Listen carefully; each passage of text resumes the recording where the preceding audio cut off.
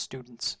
Mayor Bill de Blasio has described his administration's battle to fix the city's troubled schools as, quote, the educational equivalent of house-to-house combat.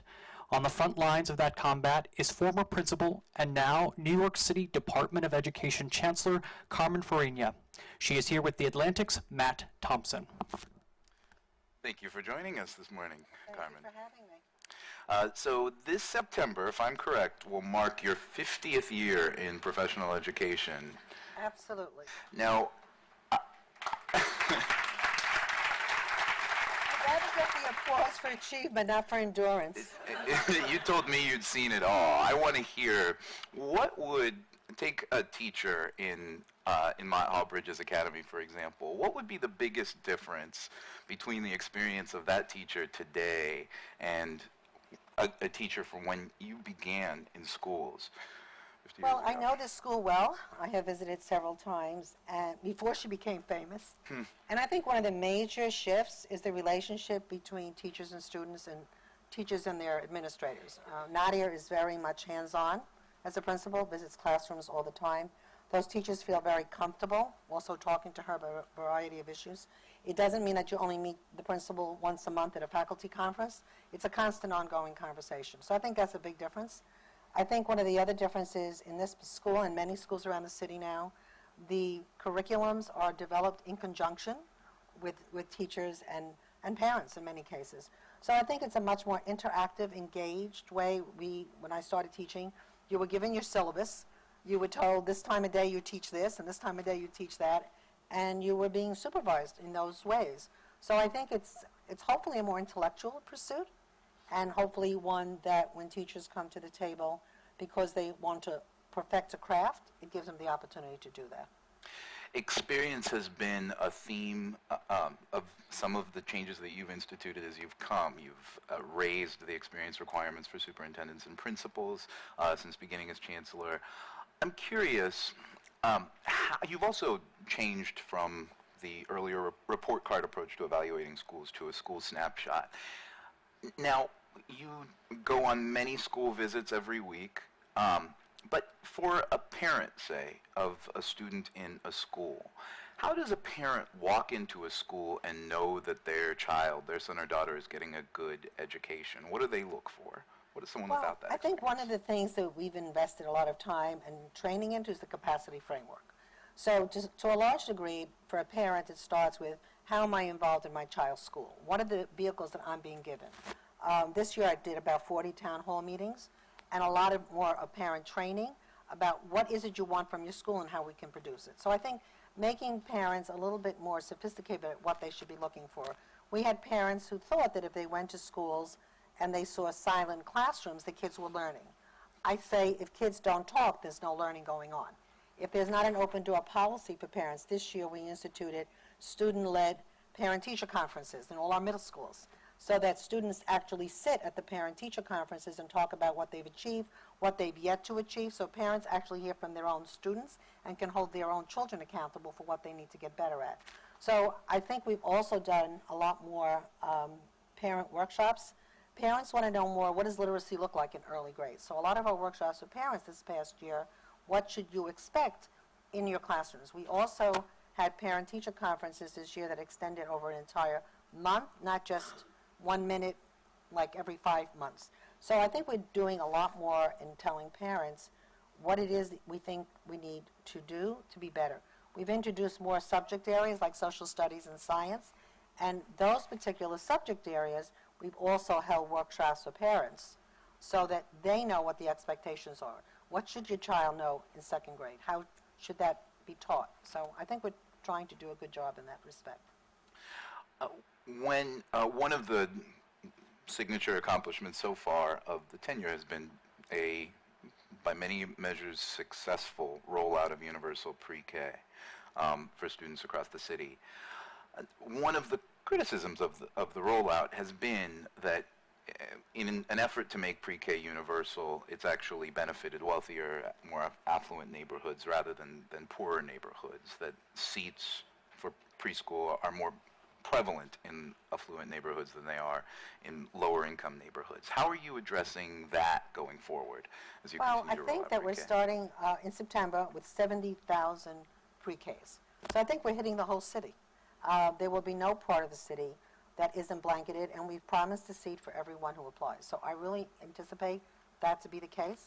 You know, pre-K had many purposes. First and foremost, it's an extra year school, and our goal was to have all second graders reading on grade level. So if we start a year earlier, we hope to be able to achieve that. But also we know that pre-K parents tend to be much more involved in school, so by starting at an age where parents feel very comfortable, because we're not making judgments of their kids, we want to get them into the habit of coming to school to learn to work with their children. And we've seen a much bigger uprise in parent engagement with the early childhood, and we want to see that continue. So my anticipation is that everyone who wants a seat will have one.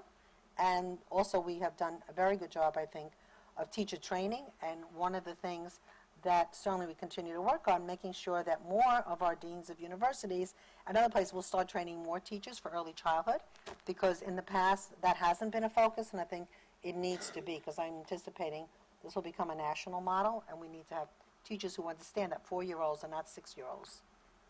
Now, another theme of your tenure has been an emphasis on accountability, on not only accountability for schools and teachers and principals, but on accountability, as you've said, for parents.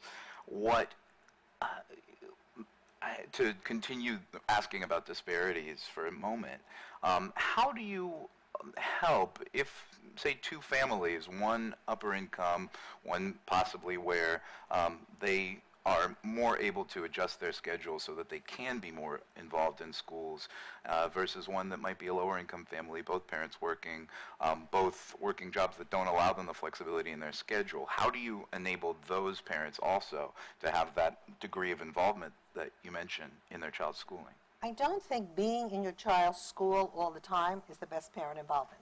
Having been principal of a school where parents would live in my building every day, all day, if they had the opportunity, I think it's more, what's the quality of parenting? I mean, I came from a home where my parents did not have more than a 3rd grade education.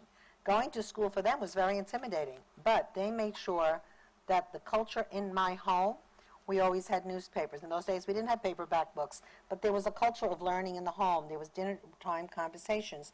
There was an expectation you went to school every day. One of the things that we're finding that is significant across all schools that are struggling is lack of regular attendance.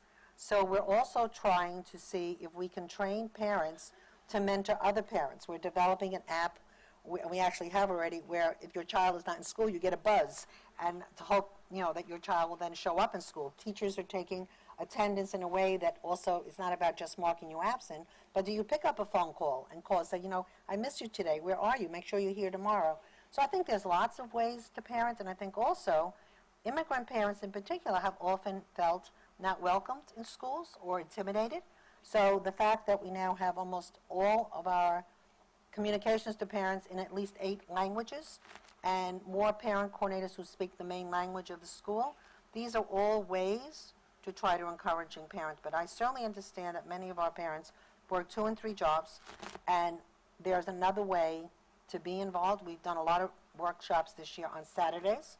We did 4 major days at Tweed, and we asked parents to develop the workshops they wanted to attend. So, for example, how to deal with your child's teenage angst, how to get your child into high school, how to have difficult conversations with your children.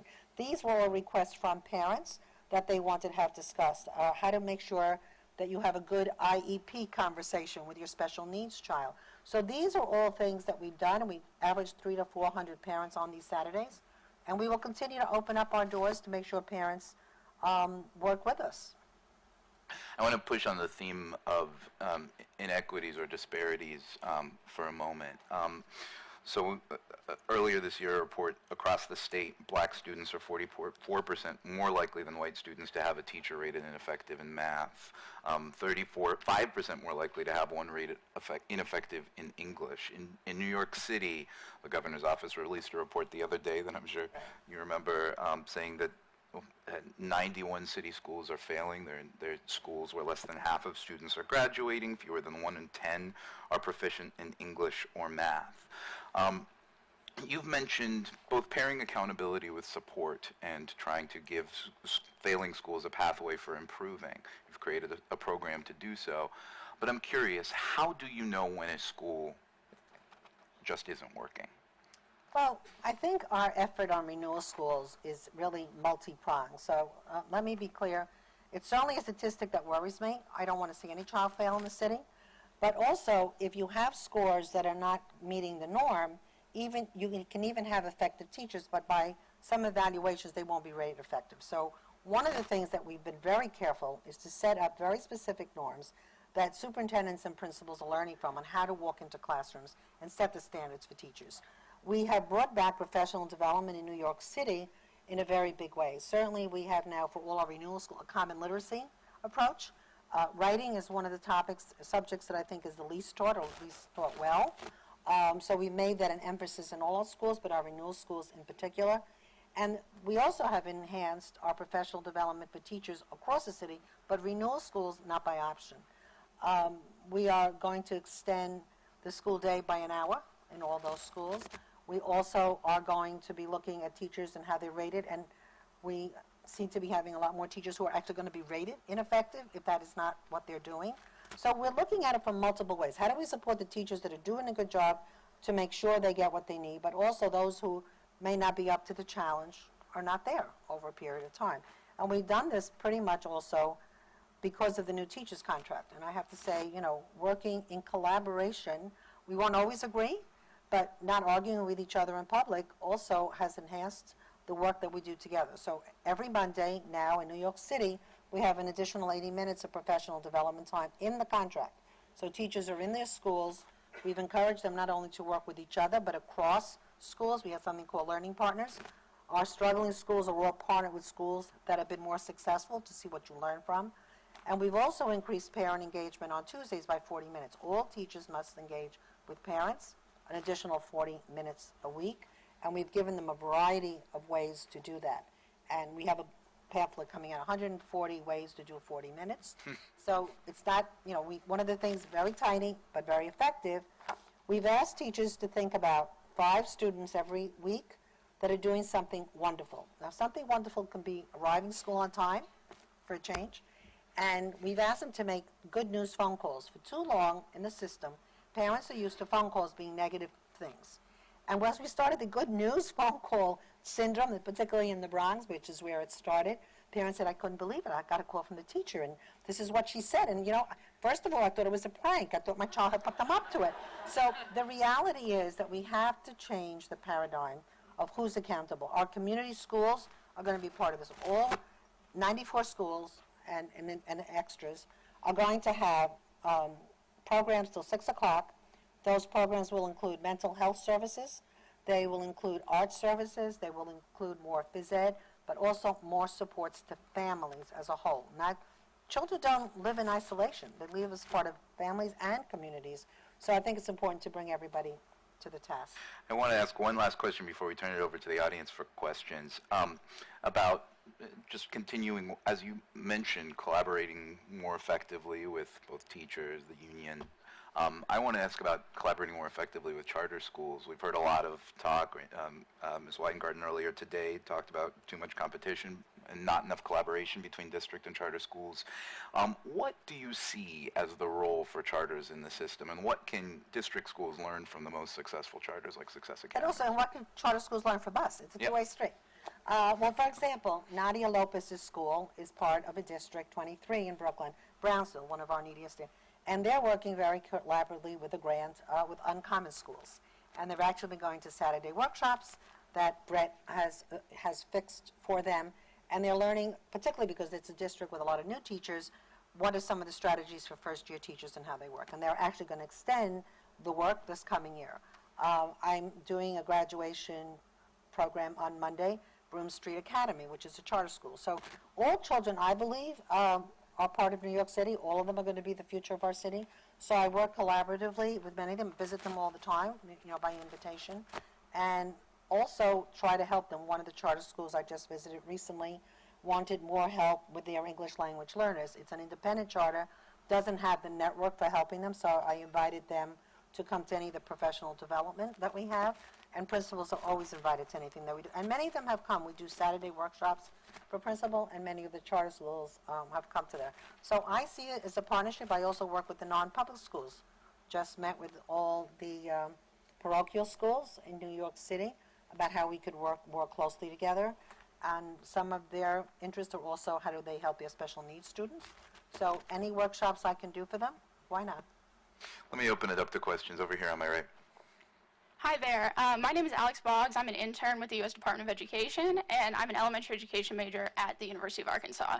I guess I was just wondering if you could give a piece of advice to the young generation of aspiring teachers like myself.